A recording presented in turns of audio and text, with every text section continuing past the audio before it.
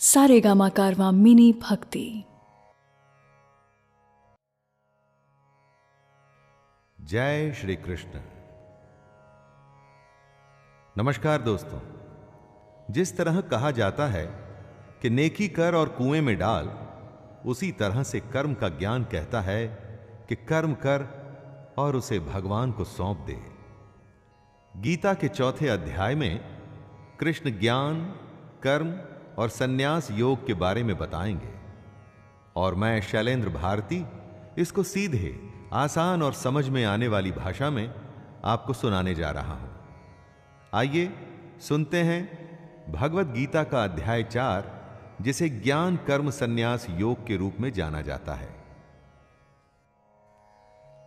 श्री भगवानुवाच इमं विवस्वते योगं प्रोक्तवानहमव्ययम् विवस्वान्मनवे प्राह मनुरिक्ष्वाकवे ब्रवीत। श्री भगवान बोले, मैंने इस कभी खत्म न होने वाले योग को सूर्य से कहा था। सूर्य ने यह जानकारी अपने पुत्र वैवस्वत मनु को दी और मनु ने अपने पुत्र राजा इक्ष्वाकु से कहा। श्री कृष्ण कौन थे दोस्तों? कृष्ण एक योगी थे। सृष्टि के आदि और अंत, बिगिनिंग और एंड, सब कुछ वो जानते थे। वो हर समय मौजूद थे और वो हमेशा ही मौजूद भी रहेंगे।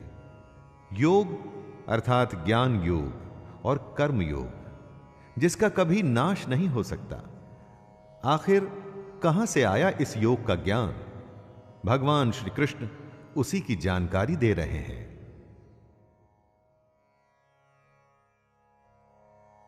एवं परंपरा प्राप्तम इमं राजर्षयो विदुः सकाले नेह महता योगो नष्टः परंतप। हे परंतप अर्जुन, परंपरा चलती रही और कई राजर्षियों को इसकी जानकारी हो गई, लेकिन उसके बाद वह योग बहुत काल से इस पृथ्वी लोक में गायब हो गया। ज्ञान कहीं न कहीं से आता है और उसके बाद वो धीरे धीरे फैलना शुरू होता है। यह ज्ञान कृष्ण से सूर्य और इस तरह से गीता के माध्यम से हम लोगों तक आया। सैकड़ों हजारों सालों का सिलसिला है ये तो, लेकिन बीच में ऐसा भी समय था जब यह ज्ञान योग पृथ्वी पर से गायब हो गया था। ज्ञान बढ़ाने से बढ़ता है और घटाने से खत्म होने लगता है। इसीलिए हम इस योग को, गीता के सार को, कृष्ण की बातों को आप तक ला रहे हैं। एवायं मया तेऽद्य योगः प्रोक्तः पुरातनः भक्तोऽसि मे सखा चेति रहस्यं ह्येतदुत्तमम्। खजाने को खुले में नहीं रखा जाता, उसी तरह से रहस्य भी खुल के सामने नहीं आता, धीरे धीरे आता है। कृष्ण अर्जुन से कहते हैं, तू मेरा भक्त और प्रिय सखा है, इसलिए वही ये पुरातन योग आज मैंने तुझसे कहा है, क्योंकि ये बड़ा ही उत्तम रहस्य है, अर्थात गुप्त रखने योग्य विषय है। अर्जुन कृष्ण का भक्त भी है और मित्र भी, इसीलिए कृष्ण उसे ये सदियों पुराना योग बता रहे हैं, सिखा रहे हैं और ये भी कह रहे हैं कि वैसे तो ये गुप्त रखने की बात है, लेकिन वो अपना सब कुछ अर्जुन को बता रहे हैं। यहां पर गुप्त रखने से मतलब है कि इतने बड़े ज्ञान का सम्मान हो, इसे सामान्य विद्या न समझा जाए। अर्जुन उवाच अपरं भवतो जन्म परं जन्म विवस्वतः कथमेतद्विजानीयां त्वमादौ प्रोक्तवानिति। अर्जुन एकदम हमारे जैसा ही मानव है, ह्यूमन। हमारे जैसे ही सवाल उसके मन में भी आते हैं। किसी भी बात को जादू की तरह मान लें कि सूर्य का जन्म तो असंख्य सालों पहले हुआ और कृष्ण यहां सामने खड़े हैं, तो कब यह योग सूर्य को बताया गया और कैसे? यही सवाल वो कृष्ण से कर रहे हैं। आपका जन्म तो अर्वाचीन अभी हाल का है और सूर्य का जन्म बहुत पुराना अर्थात कल्प के आदि में ही हो चुका था। तब मैं इस बात को कैसे समझूं कि आप ही ने कल्प के आदि में सूर्य से योग कहा था? यहां पर अर्जुन कृष्ण पर शक नहीं कर रहा, वो समझना चाहता है कि जो भी हुआ वो कैसे हुआ।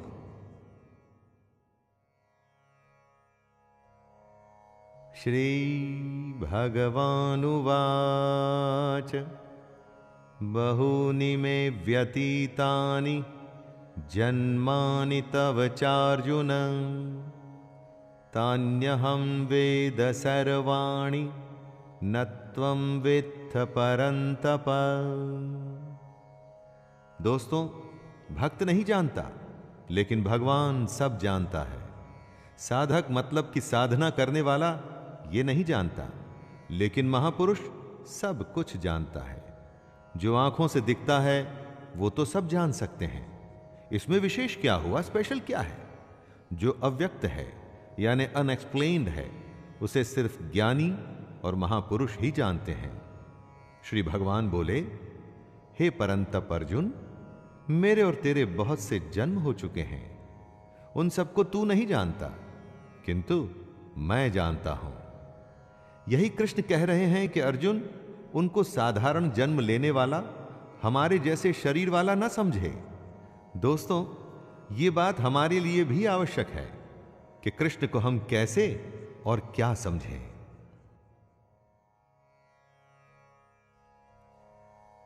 अजोऽपि सन्नव्ययात्मा भूतानामीश्वरोऽपि सन् प्रकृतिं स्वामधिष्ठाय संभवाम्यात्मयायया। कृष्ण अपने रूप, अपने अस्तित्व को समझाते हुए कह रहे हैं, मैं अजन्मा हूं, यानी मेरा कभी जन्म नहीं हुआ। मैं अविनाशी हूं, अर्थात मेरा कभी नाश नहीं हो सकता। मैं समस्त प्राणियों का ईश्वर होते हुए भी अपनी प्रकृति को अधीन करके अपनी योग माया से प्रकट होता हूं। जिसका जन्म होता है उसकी मृत्यु निश्चित है। तो जिसे अर्जुन देख रहा था वो क्या था? क्योंकि वो तो कभी जन्मे ही नहीं। तो कृष्ण की एग्जिस्टेंस क्या थी? वो थी कृष्ण की योग माया। अपनी माया से कृष्ण ने खुद को ही प्रकट किया था। मनुष्यों में वो मनुष्यों जैसे आए थे ताकि हम सब के बीच हमारे जैसे जीवन जी सकें। यदा यदा हि धर्मस्य ग्लानिर्भवति भारत अभ्युत्थानमधर्मस्य तदात्मानं सृजाम्यहम्। हे भारत, जब जब धर्म की हानि होती है, अधर्म बढ़ जाता है, तब तब ही मैं अपने रूप को रचता हूं और इस दुनिया के सामने प्रकट होता हूं। हर काल में धर्म का नाश होता है, यानी कि अधर्म, करप्शन, पाप बढ़ने लगता है। तब किसी न किसी की जरूरत पड़ती है दोस्तों, जो आए और सब कुछ ठीक करे। जब जब धर्म खतरे में आता है, तब तब कृष्ण अपना एक रूप रचते हैं और हमारे बीच में प्रस्तुत होते हैं, प्रकट होते हैं। और इसी प्रकट होने को ही अवतार कहते हैं।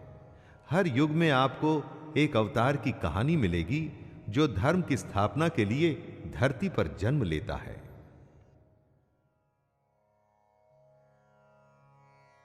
परित्राणाय साधूनां विनाशाय च दुष्कृतां धर्म संस्थापनार्थाय संभवामि युगे युगे।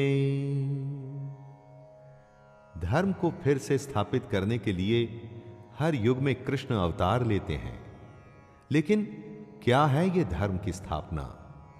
कृष्ण कहते हैं, साधु पुरुषों का उद्धार करने के लिए, पाप कर्म करने वालों का विनाश करने के लिए और धर्म की अच्छी तरह से स्थापना करने के लिए मैं युग युग में प्रकट हुआ करता हूं। साधु का उद्धार यानी भला और पापियों को खत्म करना ही धर्म की रक्षा करना है। आपको लगता होगा दोस्तों कि आज की इस दुनिया में बिना बेईमानी के जीना संभव ही नहीं, क्योंकि हर कोई तो पाप करने पर उतारू है। सच्चाई की राह छोड़ के गलत काम करना ही अधर्म है, और कृष्ण अधर्म को खत्म करते हैं।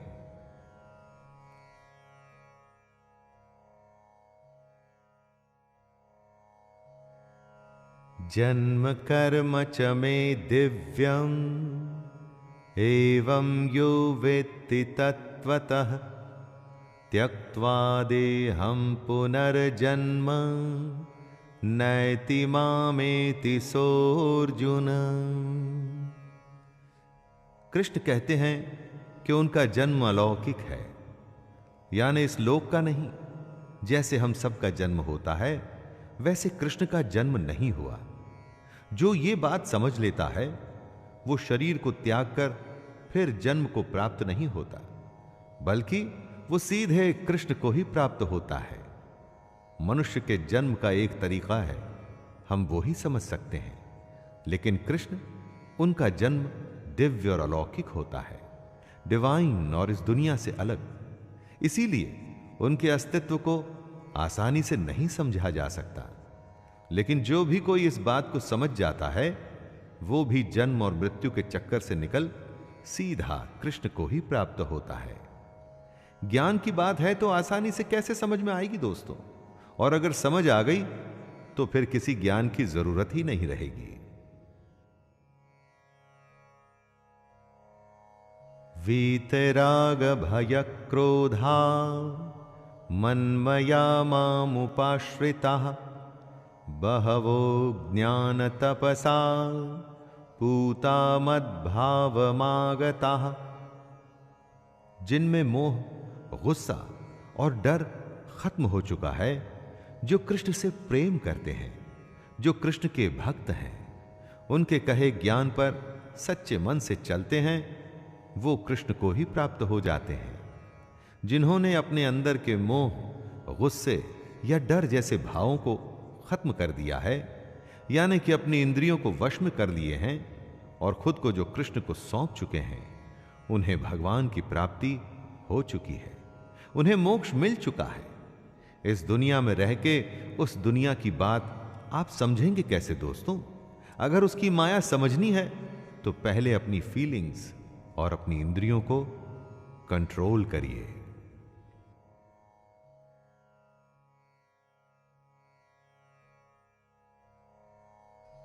ये यथा मां प्रपद्यन्ते तांस्तथैव भजाम्यहम् मम वर्तमानुवर्तन्ते मनुष्याः पार्थ सर्वशः। हे अर्जुन, जो भक्त मुझे जिस प्रकार भजते हैं, मैं भी उनको उसी प्रकार भजता हूं, क्योंकि सभी मनुष्य मेरे ही बताए रास्ते पर चलते हैं। दोस्तों, कृष्ण यहां पर कितनी बड़ी बात कह रहे हैं। जो उनको भजते हैं, कृष्ण वापस से उनको उसी प्रकार भजते हैं। कहने का अर्थ है कि जो कृष्ण के स्वरूप को, उनके ज्ञान को और उनकी कही बातों को अच्छे से समझ जाता है, वो एक तरह से कृष्ण में मिल जाता है। यहां भजने से मतलब पूजा पाठ या आरती मत समझ लीजिएगा दोस्तों। सच्चे अर्थों में भगवान को भजने का मतलब है उसकी कही बातों पे चलना।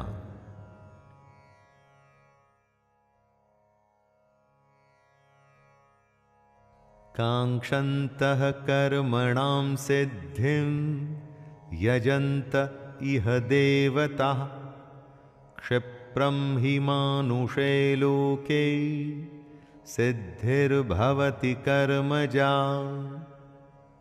कृष्ण कहते हैं, इस दुनिया में जिनको अपने कर्मों का फल चाहिए होता है वो देवताओं का पूजन किया करते हैं, क्योंकि उन्हें कर्मों से पैदा होने वाली सिद्धि जल्दी मिल जाती है।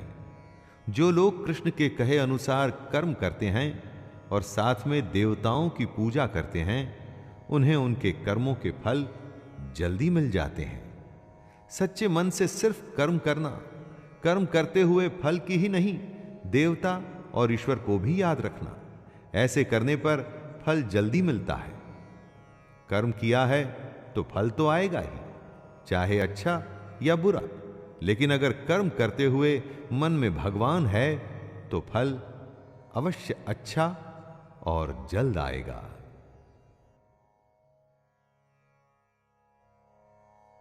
चातुर्वर्ण्यं मया सृष्टं गुणकर्म विभागशः तस्य कर्तारमपि मां विद्य कर्तारमव्ययम्। यहां कृष्ण हमारे समाज की सबसे बड़ी सच्चाई जो हम भूल चुके हैं उसके बारे में बता रहे हैं।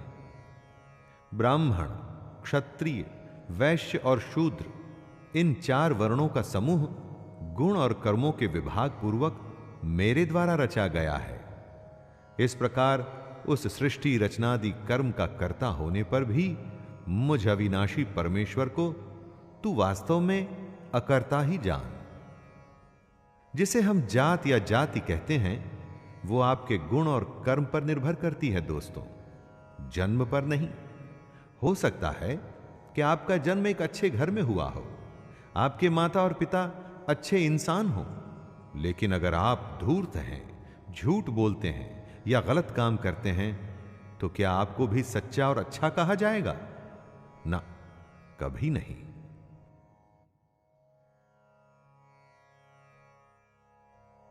न मां कर्माणि लिम्पन्ते न मे कर्म फले स्पृहा इति मां योऽभिजानाति कर्मभिर्न सबध्यते। कर्म करना है लेकिन उसमें बंधना नहीं, यह कॉम्प्लिकेटेड है दोस्तों, इसलिए जरा ध्यान देके सुनिएगा।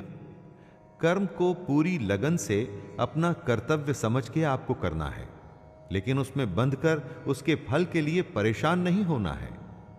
आपने परीक्षा दी या किसी चुनौती का सामना किया, अब उसके रिजल्ट का आपको इंतजार है और आप सोच रहे हैं कि न जाने क्या होगा, हे भगवान अच्छा कर देना। यह गलत है। सच्चे मन से कर्म करिए और आगे बढ़ते रहिए। भगवान से यह मत कहिए कि वो सब अच्छा करें, आप अपना कर्म अच्छा करिए, उसके बाद उस पर छोड़ दीजिए। भगवान को अच्छा फल देने के लिए कभी मत कहिए, उससे कुछ नहीं होगा।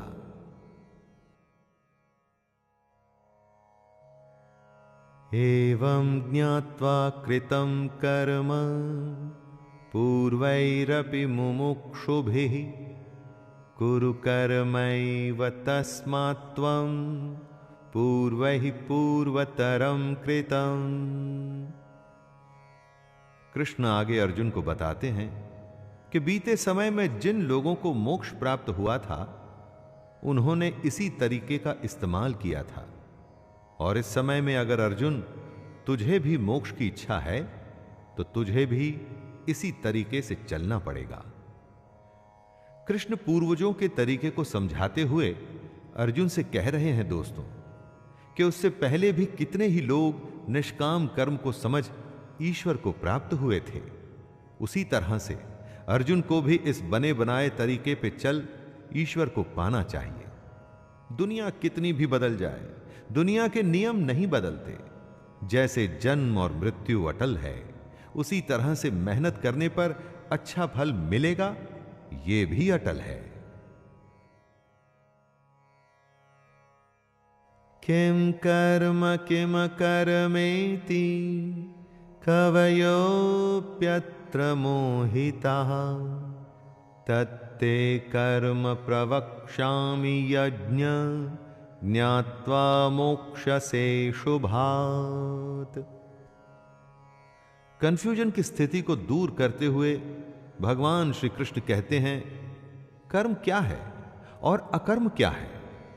इस प्रकार इसका निर्णय करने में बुद्धिमान पुरुष भी मोहित हो जाते हैं। इसलिए वह कर्म तत्व मैं तुझे भली भांति समझाकर कहूंगा, जिसे जानकर तू अशुभ से अर्थात कर्म बंधन से मुक्त हो जाएगा। आखिर कर्म होता क्या है? कुछ भी करने को क्या कर्म कहते हैं? हर समय हम इस शब्द का इस्तेमाल करते हैं, परंतु कृष्ण कर्म और अकर्म का भेद खोलेंगे और समझाएंगे कि कैसे इसको समझकर आप कर्म योग में लग सकते हैं और अपने जीवन में आगे बढ़ सकते हैं। कर्मणो ह्यपि बोद्धव्यम बोद्धव्यम च विकर्मणः अकर्मणश्च बोद्धव्यम गहना कर्मणो गतिः। कर्म क्या है यह समझना चाहिए और अकर्म क्या है यह भी समझना चाहिए, और साथ में विकर्म का स्वरूप भी जानना चाहिए, क्योंकि कर्म बहुत ही कॉम्प्लिकेटेड चीज है।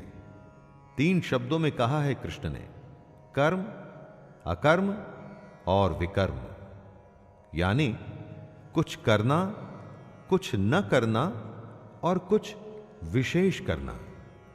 ये बातें सुनकर दोस्तों आपको फिलॉसफी लगेगी, सत्संग के ज्ञान की तरह लगेगा, लेकिन अगर आप इन बातों को समझ जाएं तो यकीन मानिए हमारी प्रैक्टिकल दुनिया में आपका जीना एकदम आसान हो जाएगा। और यही वजह है कि कृष्ण कर्म, अकर्म और विकर्म को समझाना चाहते हैं। कर्मण्य कर्म यः पश्येद कर्मणि च कर्म यः स बुद्धिमान मनुष्येषु सयुक्तः कृत्स्न कर्म कृत्। जो मनुष्य कर्म में अकर्म देखता है और जो अकर्म में कर्म देखता है, वो और लोगों से ज्यादा इंटेलिजेंट है, और ऐसा योगी समस्त कर्मों को करने वाला है। कर्म में अकर्म देखने का मतलब क्या हुआ? यानी जो मनुष्य कर्म करता है लेकिन उस पर घमंड नहीं करता कि करने वाला वो खुद है, वो कर्म में अकर्म को देख रहा है, कर्म को कर्तव्य मान के कर रहा है, लेकिन दुनिया जहान में या खुद अपने आप से उसका डंका नहीं पीटना चाहिए दोस्तों। उसे यह नहीं करना चाहिए कि मैंने ये कर दिया या वो कर दिया। अपना काम करना है, उसके फल के बारे में नहीं सोचना है, और अपने अगले काम, अगले कर्तव्य में लग जाना है। यही है कर्म में अकर्म को देखना। यस्य सर्वे समारंभाः काम संकल्प वर्जिताः ज्ञानाग्निदग्ध कर्माणं तमाहुः पंडितं बुधाः। कृष्ण कर्म को आगे समझाते हुए कहते हैं, जिसके शास्त्रों द्वारा ठीक बताए गए कर्म बिना कामना और संकल्प के होते हैं, तथा जिसके सारे कर्म ज्ञान रूप अग्नि द्वारा भस्म हो गए हैं, उस महापुरुष को ज्ञानी जन भी पंडित कहते हैं। दोस्तों, सीधी भाषा में इसे यूं समझिए कि कर्म करना है और उसे भूल जाना है। लेकिन कौन सा कर्म? शास्त्र सम्मत। जी हां, शास्त्र सम्मत। जिस कर्म को शास्त्र ठीक बताएं, शास्त्र कौन से कर्म को ठीक बताएंगे? जिसमें धर्म का पालन है, जिसमें आपके कर्तव्य, आपकी रिस्पॉन्सिबिलिटी पूरी होती है। किसी भी काम को अपने स्वार्थ के चलते आप अच्छा या बुरा कह सकते हैं, लेकिन सही कर्म वही है जो शास्त्र सम्मत है। त्यक्त्वा कर्म फलासंगम नित्य तृप्तो निराश्रयः कर्मण्यभिप्रवृत्तोपि नैव किंचित करोति सः। जो पुरुष अपने सारे कर्मों और उनके फल में आसक्ति को छोड़ करके इस दुनिया पर डिपेंडेंट नहीं और परमात्मा में नित्य तृप्त है, वह कर्मों को करता हुआ भी वास्तव में कुछ भी नहीं करता। जो इंसान काम करते हुए उसके फल के बारे में बिल्कुल नहीं सोचता, वो ही सबसे आगे जाता है। उसी की उन्नति होती है, इतनी उन्नति, इतनी प्रोग्रेस कि अगर वो चाहे तो भगवान को भी पा सकता है। कर्म करते हुए उसके फल, रिजल्ट में आसक्ति नहीं रखनी चाहिए। बस इतनी सी सीधी सी बात है दोस्तों। मत सोचिए कि आगे क्या होगा, बस अभी में रहिए और अपना काम करिए। निराशीर्यत चित्तात्मा त्यक्त सर्व परिग्रह शारीरम केवलम कर्म कुर्वन्नाप्नोति किल्बिषम्। इस श्लोक में श्री कृष्ण योगी की डेवलप्ड अवस्था के बारे में बता रहे हैं, जिसने अपना अंतःकरण यानी मन और इंद्रियों के साथ में शरीर को जीत लिया है, जिसने अपने मन और इंद्रियों को अपने काबू में कर लिया है। ऐसे पुरुष को आशा रहित पुरुष कहा जाता है। आपका मन, अंतःकरण आप में कल्पनाएं जगाता है, आशाएं जगाता है, तब आप उसके काबू में होते हैं। जो आपका मन कहता है आप वही करते हैं और आप अपनी आशाओं के वश में होते हैं। लेकिन जो अपने मन पर विजय पा लेता है, वो सिर्फ शरीर संबंधी कर्म करता है। वो कर्म करता है पर नहीं भी करता। यद्रच्छालाभ संतुष्टो द्वंद्वातीतो विमत्सरः समः सिद्धावसिद्धौ च कृत्वापि न निबध्यते। जिसको बिना मांगे जो मिले वो उसी में संतुष्ट रहे, और जिसे दूसरों से जलन नहीं होती, जो सुख दुख आदि द्वंद्वों से छूट चुका है, ऐसा सिद्धि और असिद्धि में बराबर रहने वाला कर्मयोगी कर्म करता हुआ भी उनसे नहीं बंधता। कर्मयोगी की डेफिनेशन को समझाते हुए कृष्ण बता रहे हैं कि योगी को जो भी बिना इच्छा के मिल जाता है वो उसी में संतुष्ट रहता है। जो किसी से जलन नहीं रखता कि उसके पास मेरे से ज्यादा पैसा या शोहरत या नाम है, जो हार या जीत, सुख और दुख इन सब में एक जैसा महसूस करता है, वही असली कर्मयोगी है। गत संगस्य मुक्तस्य ज्ञानावस्थित चेतसः यज्ञायाचरतः कर्म समग्रम प्रविलीयते। कर्मयोगी अपनी इच्छाओं पर विजय पा अपने लगाव को खत्म करता है। उसे अपनी देह पर भी घमंड नहीं रहता कि मैं इतना ताकतवर या सुंदर हूं। वो अपने मन में ममता या मोह को नहीं आने देता। ऐसे योगियों के मन में सिर्फ परमात्मा का ज्ञान होता है। उसी ज्ञान पे चलते हुए ये अपना कर्म यज्ञ की तरह करते हैं, और इतना कठोर नियंत्रण होने की वजह से ही ये लोग मोक्ष को समझ उसको प्राप्त करते हैं। ऐसा करना आसान नहीं होता दोस्तों, लेकिन ऐसा भी नहीं कि यह असंभव है। यही बात कृष्ण बता रहे हैं कि कई लोग इस अवस्था को प्राप्त हो चुके हैं, कर्म योगी बन चुके हैं। ब्रह्मार्पणं ब्रह्म हविर् ब्रह्माग्रौ ब्रह्मणाहुतं ब्रह्मैव तेन गन्तव्यं ब्रह्म कर्म समाधिना। कृष्ण कहते हैं, जिसे यज्ञ में चढ़ाया जाए वो ब्रह्म है, और हवन करने के लिए जो द्रव्य इस्तेमाल में लाया जाए वो भी ब्रह्म है। साथ में जो हवन की अग्नि में आहुति दी जाए वो भी ब्रह्म है। ऐसे हवन को करने वाला योगी जो फल पाता है वो भी ब्रह्म है। ब्रह्म से यहां मतलब है सबसे बड़ा सत्य। चारों तरफ जो दुनिया आप देखते हैं ना दोस्तों, ये इसी सच का एक रूप है। अपनी हर रोज की जिंदगी में ऐसी गूढ़ बातें कई बार मुश्किल लगती हैं। ऐसा लगता है कि किसके लिए, किसके पास टाइम है। लेकिन इसका अर्थ यह नहीं कि इससे सच बदल जाता है। कृष्ण की इन बातों से ब्रह्म को समझने की कोशिश तो करिए दोस्तों। दैवमेवापरे यज्ञं योगिनः पर्युपासते ब्रह्माज्ञावपरे यज्ञं यज्ञेनैवोपजुह्वति। कुछ योगी देवताओं को सब कुछ मान यज्ञ को उनको समर्पित करते हैं। देवता का अर्थ है जिन भगवान के रूपों की हम पूजा करते हैं। यही यज्ञ का एक रूप होता है जो हमारे जैसे लोगों के लिए है।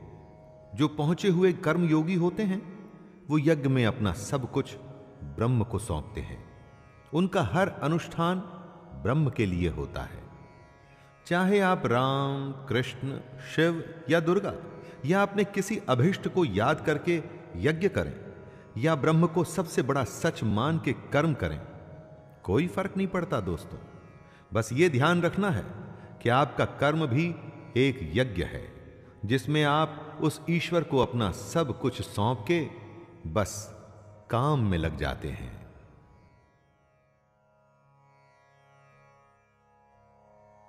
श्रोत्रादीनिन्द्रियाण्यन्ये संयमाग्निषु जुह्वति शब्दादीन् विषयान्नन्य इंद्रियाग्निषु जुह्वति।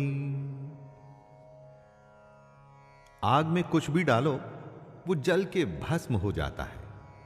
संयम को भी कृष्ण एक अग्नि बता रहे हैं। जो योगी होते हैं वो अपने संयम की आग में अपनी इंद्रियों को डालते हैं और उन इंद्रियों को यानी अपनी इच्छाओं को भस्म कर देते हैं, जला देते हैं। परंतु जो योगी नहीं होते, नादान होते हैं, वो ठीक इसका उल्टा करते हैं। वो अपना सब कुछ इन इंद्रियों में भस्म कर देते हैं। किसी ने कुछ कहा जिससे आपको गुस्सा आ गया या किसी को देख आपके मन में जलन हुई कि उसकी कार मेरी कार से बड़ी कैसे, वगैरह वगैरह। बस इसी तरह की बातों में नादान लोग खुद को जला डालते हैं। सर्वाणीन्द्रिय कर्माणि प्राणकर्माणि चापरे आत्मसंयम योगाग्नौ जुह्वति ज्ञानदीपिते। अपनी इंद्रियों को, अंतःकरण को वश में करने का सबसे बड़ा तरीका है ज्ञान। ज्ञान से ही योगी लोग अपने मन को नियंत्रण में लाते हैं। जब भी कोई बुरा विचार आता है तो उस समय उनका ज्ञान ही उन्हें बताता है कि उनके जीवन का लक्ष्य ये नहीं, कुछ और है। आप खुद सोचिए, हर काम के दो पहलू होते हैं। उसे करते हुए आपको पता होता है कि क्या सही तरीका और क्या गलत। तब आप कौन सा रास्ता चुनते हैं? ये ज्ञान ही तो है जो आपको सही रास्ता चुनने के लिए कहता है। कृष्ण हमें गीता के माध्यम से यही ज्ञान दे रहे हैं।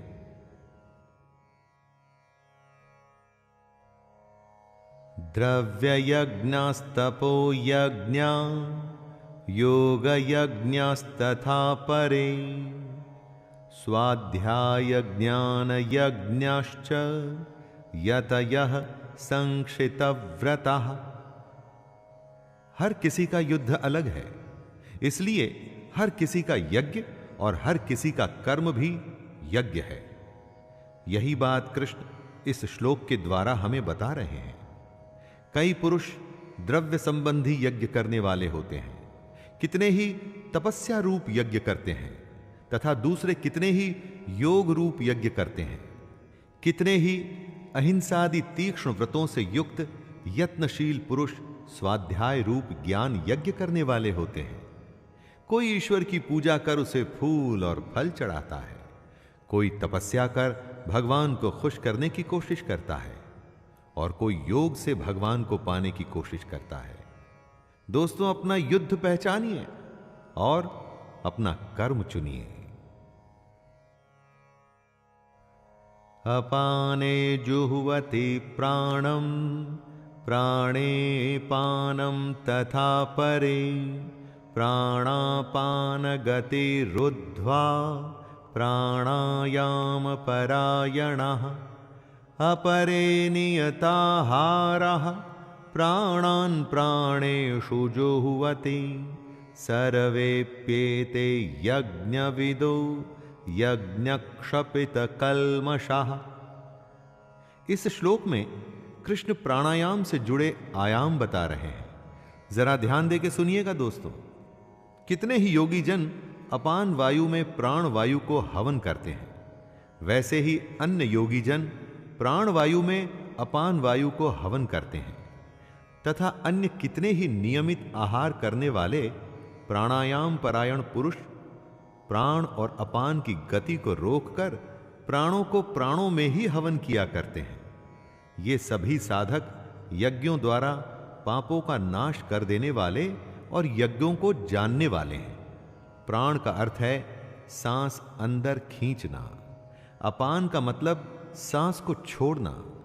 कौन कितना पहुंचा हुआ योगी है उसकी अलग अलग अवस्था होती है। बहुत से योगी अपनी सांसों के आने जाने पर पूरा कंट्रोल रखते हैं, परंतु हम में से ज्यादातर ऐसा नहीं कर पाते। हमारी सांसें तो मजबूरी में चलती हैं, क्योंकि नहीं चली तो हम मर जाएंगे। लेकिन योगियों के साथ ऐसा नहीं होता। प्राणायाम से हम अपने पर संयम करने में सफल होते हैं और यही बात कृष्ण हमें बता रहे हैं। यज्ञशिष्टामृतभुजो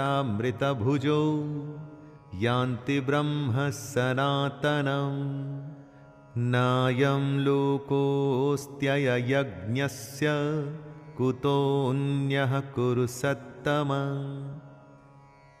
यज्ञ की महिमा का बखान करते हुए कृष्ण कहते हैं, हे कुरुश्रेष्ठ अर्जुन, यज्ञ से बचे हुए अमृत का अनुभव करने वाले योगी जन सनातन पर ब्रह्म परमात्मा को प्राप्त होते हैं, और यज्ञ न करने वाले पुरुष के लिए तो ये मनुष्य लोक भी सुखदायक नहीं है। फिर परलोक कैसे सुखदायक हो सकता है? यज्ञ करने के बाद जो बचता है उसे कृष्ण अमृत बता रहे हैं, और यह अमृत सीधे भगवान तक ले जाता है। दोस्तों, यज्ञ को आप कर्म भी समझ सकते हैं।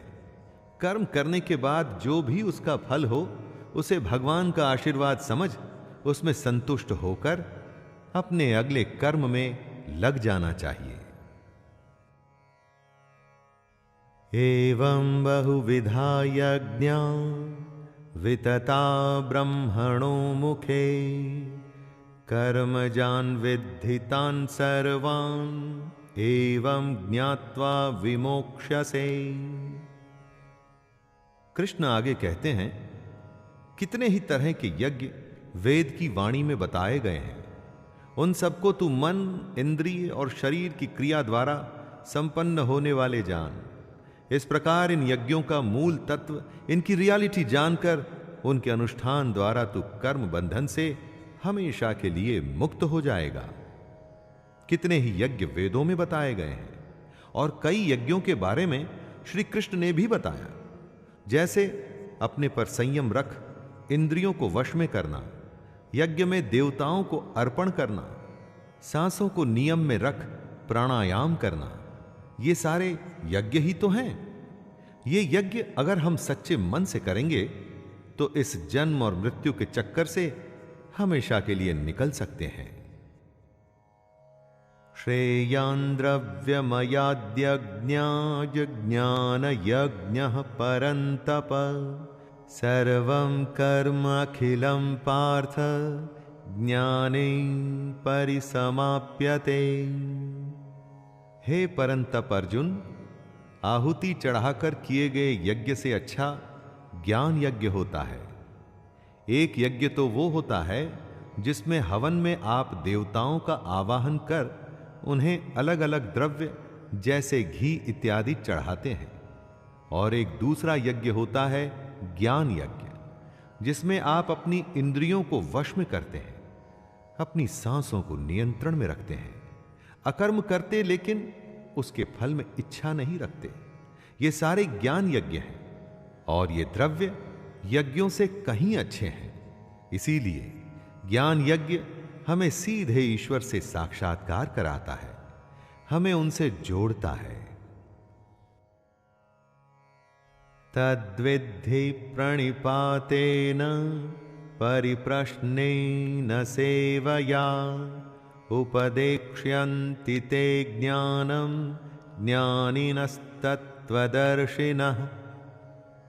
अर्जुन तो खुद भगवान के सामने था, लेकिन हम सब तो नहीं है दोस्तों। अगर ये ज्ञान हमें समझ नहीं आ रहा तो हम तत्वदर्शी ज्ञानी महापुरुष के पास जाके इस ज्ञान को या ब्रह्म को समझने की कोशिश कर सकते हैं।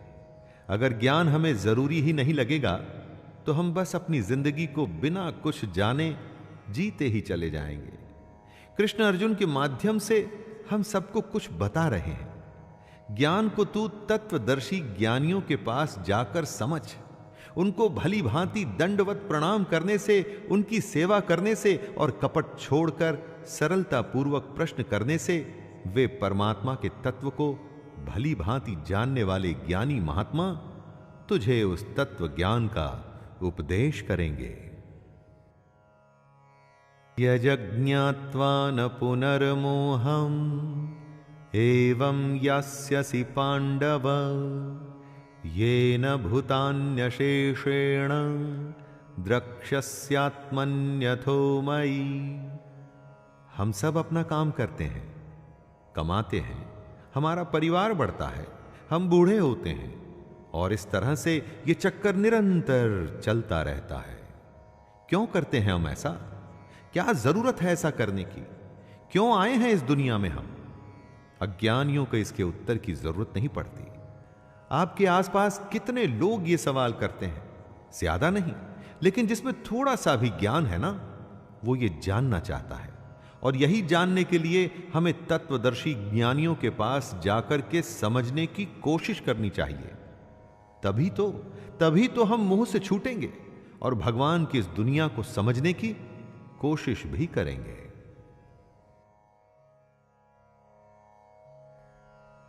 अपि चेदसि पापेभ्यः सर्वेभ्यः पापकृत्तमः सर्वं ज्ञाप्लवेनैव वृजिनं संतरिष्यसि। यदि तू अन्य सब पापियों से भी अधिक पाप करने वाला है तो भी तू ज्ञान रूपी नौका द्वारा निसंदेह संपूर्ण पाप समुद्र से भली भांति तर जाएगा। दोस्तों, इसका मतलब यह मत लगाइएगा कि पहले पाप करिए फिर ज्ञान हासिल करिए और बच जाइए। यहां कृष्ण ये कह रहे हैं कि आप इस भ्रम में, डाउट में मत रहिएगा कि हम बहुत बड़े पापी हैं, हमने तो कभी यज्ञ या भगवान को अच्छे से याद नहीं किया, तो ज्ञान हासिल हम कभी कर ही नहीं सकते। हर कोई कर सकता है। जिसमें इच्छा है ज्ञान को हासिल करने की, वो हर कोई कर सकता है। भगवान की असलियत जानने की, वो ज्ञान पे सवार होकर बाकियों से कहीं आगे भी निकल सकता है। तो देर किस बात की दोस्तों, आइए प्रारंभ करें। यथैधांसि समिद्धोऽग्निर्भस्मसात् कुरुतेऽर्जुन ज्ञानाग्निः सर्वकर्माणि भस्मसात् कुरुते तथा। हे अर्जुन, जैसे जलती हुई आग में ईंधन जलकर खत्म हो जाता है, वैसे ही ज्ञान रूप अग्नि हमारे सारे कर्मों को भस्ममय कर देती है। ईंधन को जब आप आग में डालते हैं तो ईंधन बचता नहीं, सब आग बन जाता है। उसी तरह से जब ज्ञान आपको प्राप्त हो जाता है, जब आप ज्ञानी बन जाते हैं, तो आपके कर्म भी खत्म हो जाते हैं। यहां पर दोस्तों, कर्मों के खत्म होने का मतलब यह नहीं है कि आप कर्म करना छोड़ देते हैं। इसका मतलब है कि आप कर्मों के बंधन से छूट जाते हैं। कर्म करते हैं उसे कर्तव्य मानकर, न कि उसके फल के लिए। यही तो ज्ञान है जिसे हम सबको जानना चाहिए। न हि ज्ञानेन सदृशं पवित्रमिह विद्यते तत्स्वयं योगसंसिद्धः कालेनात्मनि विन्दति। ज्ञान हर किसी को शुद्ध कर देता है। कितने ही समय से कई लोगों ने कर्म योग के द्वारा ऐसे ज्ञान को हासिल किया है। अगर मन में इच्छा न हो तो आप काम नहीं करते। उसी तरह से अगर किसी के मन में ज्ञान को समझने की, उसे जानने की जिज्ञासा नहीं है तो उसे ज्ञान कैसे मिलेगा? मन में ज्ञान के प्रति सवाल पैदा करके कर्म योग से ज्ञान हासिल किया जा सकता है। ऐसा कृष्ण कह रहे हैं, जिसका मन साफ है, ज्ञान की इच्छा है और जो निष्काम कर्म करने के लिए तैयार है, वो ज्ञान हासिल कर सकता है।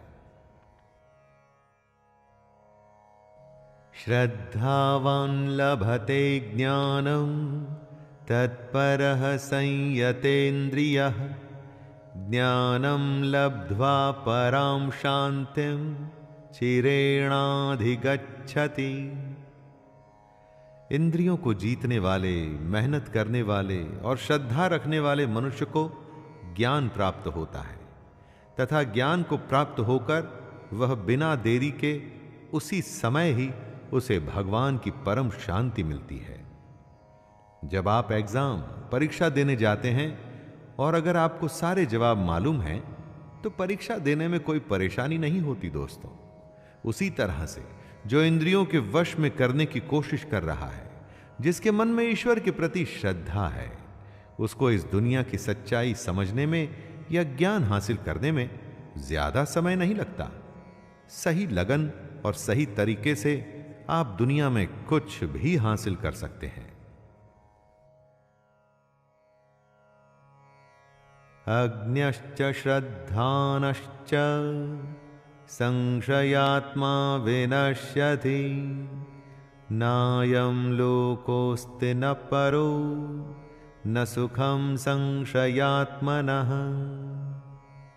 जो सही गलत का फैसला नहीं कर सकता, जिसमें श्रद्धा नहीं, जिसके मन में शक है, ऐसा मनुष्य खत्म हो जाता है। ऐसे संशय युक्त मनुष्य के लिए न ये दुनिया है, न वो दुनिया, और ना ही सुख। जिसमें न सोचने समझने की शक्ति है, जिसमें न ईश्वर के लिए या इस दुनिया के सच के लिए श्रद्धा है, तो उसके जीवन का कोई मोल ही नहीं। ऐसे अज्ञानी बेवकूफ के लिए किसी दुनिया में आराम नहीं और उसे सुख कभी नहीं मिलता। दोस्तों, बिना कुछ किए कुछ भी हासिल नहीं होता, और साथ में अगर कुछ करने की, कुछ जानने की इच्छा नहीं तो इस इंसान के होने में और ना होने में कोई फर्क नहीं। योग संन्यस्त कर्माणं ज्ञान संजिन्न संशयम् आत्मवन्तं न कर्माणि निबध्नन्ति धनंजय। हे धनंजय, जिसने कर्म योग के तरीके से अपने सारे कर्मों को भगवान को चढ़ा दिया है और जिसने विवेक के द्वारा अपने सारे शक खत्म कर दिए हैं, ऐसे मन को वश में किए हुए पुरुष को कर्म नहीं बांधते। कर्म योगी वो होता है जो अपना कर्म करता है और उसे भगवान को सौंप देता है, जो अपने हर काम को बिना घमंड के करता है, अर्थात उस पर घमंड नहीं करता, जो अपनी समझ से अपने मन में से शक दूर करता है। अगर शक में रहेंगे ना दोस्तों, तो कभी कोई फैसला नहीं कर पाएंगे, और जो अपने मन पर विजय हासिल कर लेता है, उसे भगवान का ज्ञान जानने से कोई नहीं रोक सकता। तस्मादज्ञान संभूतं हृतस्थं ज्ञानासीनात्मनः छित्त्वैनं संशयं योगम् अतिष्ठोतिष्ठ भारत। हे भरतवंशी अर्जुन, इसलिए तू हृदय में स्थित इस अज्ञान से होने वाले अपने शक को विवेक रूपी तलवार से काटकर कर्म योग में स्थित हो जा और युद्ध के लिए खड़ा हो जा।